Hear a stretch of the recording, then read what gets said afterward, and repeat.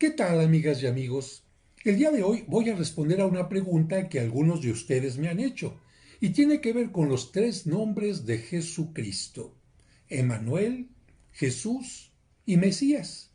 ¿A qué se refieren estos nombres y por qué no hay contraposición, no hay choque entre lo que dice el Antiguo Testamento y el Nuevo Testamento? Porque el Antiguo Testamento dice que el Hijo de Dios se va a llamar Emanuel y el Nuevo Testamento nos dice que se va a llamar Jesús. Y por si esto fuera poco, algunas personas le llamaban a Jesús el Cristo. ¿Por qué estos nombres?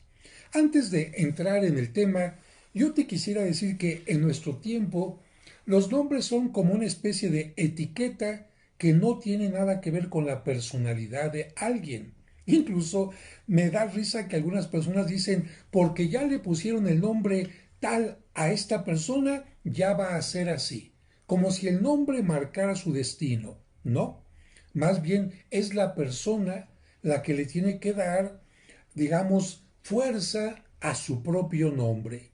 Te voy a poner un ejemplo de cómo estas personas que dicen que el nombre ya marca una personalidad, no es cierto. El nombre ciertamente puede ser algo que marque a la persona si la persona tiene determinadas características. Pero vamos a este ejemplo. Mira, conozco a una persona que le pusieron el nombre de Víctor. Fíjate, y esta persona que además ya falleció hace algún tiempo, la palabra Víctor significa victorioso. Y esta persona de la que te menciono, que descanse en paz, lamentablemente fue una persona que siempre tuvo baja estima, que nunca quiso superar sus traumas, que nunca quiso superar sus miedos, una persona que tenía oportunidades y las rechazaba o las echaba a perder, convertía todas las bendiciones en maldiciones. Y yo te diría, ¿el nombre Víctor para esta persona victorioso le funcionó? No, porque incluso ni siquiera cuidó su salud y precisamente por falta de salud, por falta de higiene y otras cosas, lamentablemente perdió la vida. Otro ejemplo, Irene significa en griego paz. Y yo conocí a una persona que se llamó Irene, bueno, ya no sé si viva o no viva, pero esta persona era peleonera. De verdad, desde pequeña se peleaba en la escuela, se jalaba de los cabellos con cuanta mujer estuviera en contra de ella. Y yo digo, ¿Irene? ¿Paz? Pues como que no.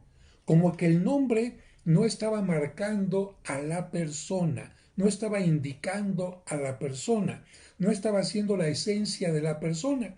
Y en cambio, a veces fíjate, los apodos, lo que la gente pone como nombre, sí marca a las personas. Claro que lamentablemente a veces tiene que ver con solamente la parte exterior, pero aún en este caso indican cómo es la persona. Por ejemplo, le dicen a esta persona la güerita.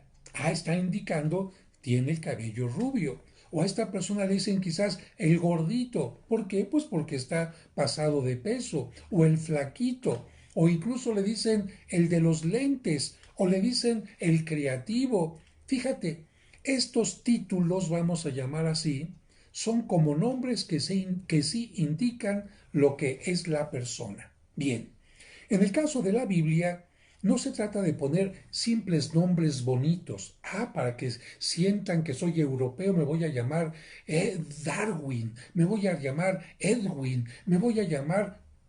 A veces los papás buscan nombres así como exóticos para que su hijo tenga un nombre distinto, raro, pero recordemos que no es el nombre lo importante, sino más bien la personalidad, el trabajo que cada persona realiza.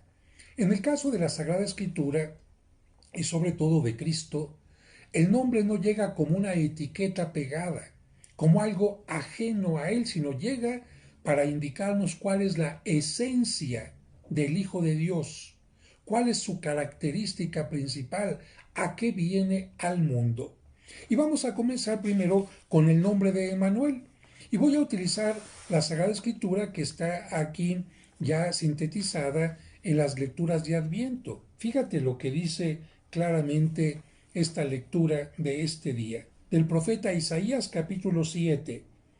En aquellos tiempos el Señor le habló a Ahaz diciendo: Pide al Señor tu Dios una señal de abajo en lo profundo o de arriba en lo alto. Contestó Ahaz: No la pediré, no tentaré al Señor. Entonces dijo Isaías: Oye pues, casa de David. Se refiere a el rey David, evidentemente. ¿No satisfechos con cansar a los hombres quieren cansar también a mi Dios? Pues bien, el Señor mismo les dará por eso una señal.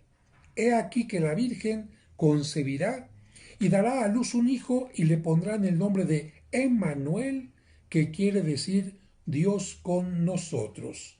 Aquí en esta primera cita estamos hablando de una profecía acerca del nacimiento de Cristo, que nacerá de una virgen. Pero aquí dice, le pondrán el nombre de Emmanuel. ¿Qué significa Emmanuel en hebreo? Significa precisamente Dios con nosotros. Esta profecía, más que hablar de un hombre tipo etiqueta, lo que nos está diciendo es: un día Dios mismo vendrá y estará con nosotros. Como dice otro texto, pondrá en medio de nosotros su morada, habitará con nosotros. No estará solamente de paso, no, habitará. Es decir, tendrá una convivencia con nosotros, se dará a conocer, romperá el misterio para que podamos tener una cercanía con Él. Esta es una característica, por lo tanto, del Hijo de Dios. Y esta característica se cumple o no se cumple. Dios va a ser, Cristo va a ser Emmanuel o no.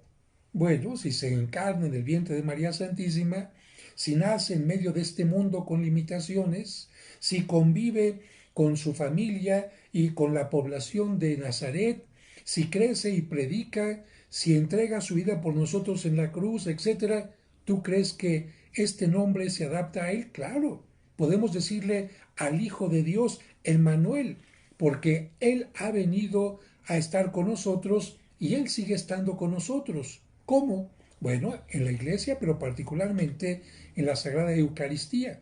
Precisamente por esta razón, el nombre de Emmanuel, Dios con nosotros en hebreo, o Manuel sintetizado, se festeja ¿cuándo? El Jueves Santo, día de la institución de la Eucaristía, el Corpus Christi, que también por supuesto es día de la Eucaristía, y en el momento de Navidad. ¿Por qué? Porque Dios ha venido a nosotros. Pero, sin embargo, vamos a encontrar otro texto concretamente que nos va a hablar, de otro nombre distinto a Emmanuel. Encontramos nosotros que nuestro Señor Jesucristo va a nacer en una forma misteriosa, en una forma virginal, y en este caso, voy a leer primero esta parte, nos dice así el Evangelio de San Lucas, capítulo 1, versículos del 26 al 38. Concretamente nos habla la primera parte de el nacimiento de Jesucristo a través de el anuncio que el arcángel Gabriel le da a María. La saluda diciendo: Alégrate llena de gracia, el Señor está contigo. Al oír estas palabras, ella se preocupó mucho y se preguntaba qué querría decir semejante saludo. El ángel le dijo: No temas, María, porque has hallado gracia ante Dios. Vas a concebir y a dar a luz un hijo y le pondrás por nombre Jesús. Fíjate, y le pondrás por nombre, aquí está claro, no le dijo Emmanuel, le pondrás por nombre Jesús. Él será grande y será llamado Hijo del Altísimo. El Señor Dios le dará el trono de David su padre. Ah, caray, el padre, quien hizo de padre en esta tierra no fue David, fue José. Pero ¿por qué se le dice que va a recibir el trono de David? Para indicar que el Mesías, el Salvador del mundo, tenía que venir de la descendencia del rey David. Así que Dios con nosotros, descendiente del rey David, y con el nombre Jesús. Le dará el trono de David su padre, y él reinará sobre la casa de Jacob por los siglos, y su reinado no tendrá fin. Aquí entonces encontramos ya el siguiente nombre en el Nuevo Testamento, pero este nombre de Jesús también lo vamos a encontrar en el Nuevo Testamento en el momento en que José tenía la duda de si María había tenido relación con otro hombre y por lo tanto estaba embarazada y José estaba pensando dejarla en secreto. Vamos a leer ahora el texto que tiene que ver con San José y cómo José se convence de que María es virgen. Capítulo 1 de San Mateo, versículo 18. Aquí comienza la historia. María, su madre, estaba comprometida con José, pero antes de que vivieran juntos quedó embarazada por obra del Espíritu Santo. Su esposo, José, pensó despedirla, pero como era un hombre bueno, quiso actuar discretamente para no difamarla. Mientras lo estaba pensando, el ángel del Señor se le apareció en sueños y le dijo: José, descendiente de David. Aquí volvemos a subrayar que Jesucristo es descendiente del rey David. No tengas miedo de llevarte a María tu esposa a tu casa. Si bien está esperando por obra del Espíritu Santo, tú eres el que pondrás el nombre al hijo que dará a luz, indicando a ti te toca ser el padre en esta tierra, quien va a ser el padre de Jesucristo, y aquí viene lo importante. Y lo llamarás Jesús, porque él salvará a su pueblo de sus pecados. Del capítulo 1 de San Mateo, versículo del 18 al 21. Aquí tengo que decirte por qué el ángel le dice a José que él le va a poner el nombre de Jesús, porque según la tradición judía, a los 8 días del nacimiento, el padre de familia tiene que llevar al niño a que le hagan la circuncisión y con esto sea parte del pueblo de Dios, de acuerdo a lo que Dios le pidió a Abraham desde el libro del Génesis. De tal manera que en la comunidad judía, cuando el niño cumple 8 años, tiene que ser llevado a que le hagan la circuncisión. La madre no puede ir. ¿Por qué? Porque cuando una madre da a luz, tiene que purificarse durante ¿cuánto tiempo? Durante 40 días. Y 8 días es mucho menos tiempo que 40. Por lo tanto, es el padre de familia el que elige el nombre y el que le pone el nombre. ¿Cuándo? En el momento de la circuncisión. Ese es el momento en que se le da el nombre a un niño. Así que el nombre de Jesús es el nombre con el cual lo circuncidan y el cual deja marcado a Jesucristo. Un nombre que en hebreo y en arameo significa Yeshua, significa el que salva, el Salvador. Así que aquí ya unimos dos momentos, dos nombres de los que hemos estudiado hasta ahora. El primero, Emmanuel, Dios con nosotros, sí, Dios viene a nosotros, pero ¿a qué viene? ¿A condenarnos? ¿Viene a ser indiferente? ¿Viene a simplemente regañarnos? ¿Viene a aniquilarnos? No. Dios Emmanuel en medio de nosotros viene a salvarnos. Por lo tanto, estas dos son esencias de Jesucristo, Emmanuel y Jesús, Yeshua, Salvador. Ya entendiendo esto, vendría entonces la tercera parte, el tercer nombre que recibe Jesucristo. Fíjate que en la antigüedad, para marcar algo, utilizaban frecuentemente el aceite. El aceite porque si tú seguramente estás vestido con una ropa y estás, por ejemplo, haciéndole talacha, como se dice, al automóvil y te llenas de grasa la ropa, pues es más difícil que la ropa se desmanche cuando está manchada con grasa.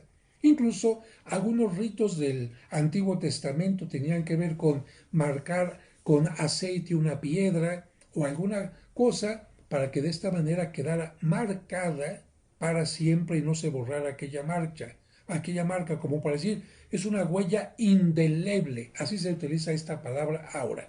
Claro que el aceite ahora con determinados detergentes se quita, pero en aquel tiempo una mancha de aceite era muy difícil de quitar. Por lo tanto, cuando Dios quiere decirle al profeta Saúl, fíjate, le quiere decir al profeta Samuel, perdón, quiero que consagres a esta persona como rey, al rey Saúl, le va a decir, derrama que sobre su cabeza, derrama aceite. El aceite generalmente, como no había frascos muy fáciles de llevar que no se rompieran, porque el aceite era muy valioso, sobre todo cuando estaba perfumado, lo guardaban en un cuerdo, y por eso nos dice la Sagrada Escritura que a los reyes se les consagraba derramando aceite sobre su cabeza, y con eso quedaban marcados. Quedaban marcados. ¿Por qué? Porque eran ungidos con aceite. Curiosamente, hasta en nuestros días, el aceite significa estás marcado. En la confirmación que se te pone en la cabeza y en el bautismo también, aceite, llamado crisma. Y vamos a ver adelante un poquito esta palabra. Los altares, ¿con qué se consagran? Con este aceite llamado crisma. Las catedrales, ¿con qué se consagran? Con este aceite. El sacerdote, ¿con qué es consagrado? Con este aceite en las manos. De tal manera que el ungido, el que está marcado con aceite, tiene una misión especial de parte de Dios. Ahora, yo te voy a decir a ti, ¿sabes cómo se dice ungido en hebreo? Ungido en hebreo se dice Mesías.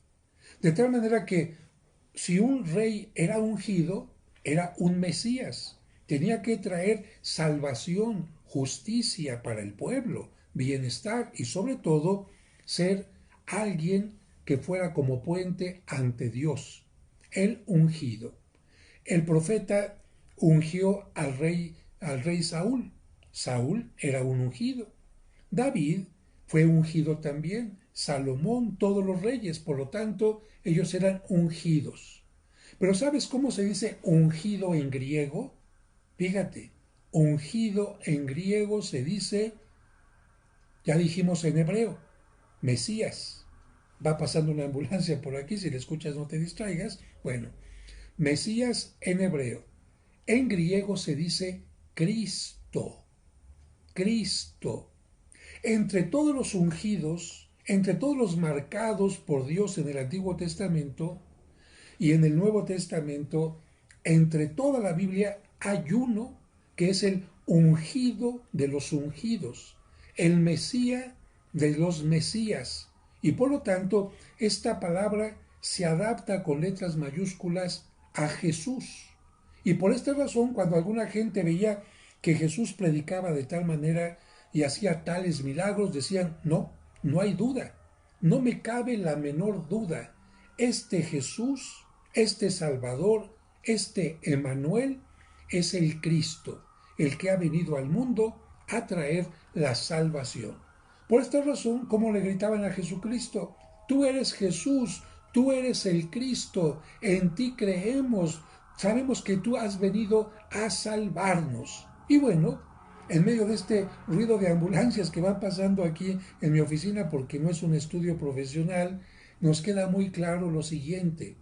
Los tres nombres de Jesucristo, más que una etiqueta, son una manera de marcar su esencia.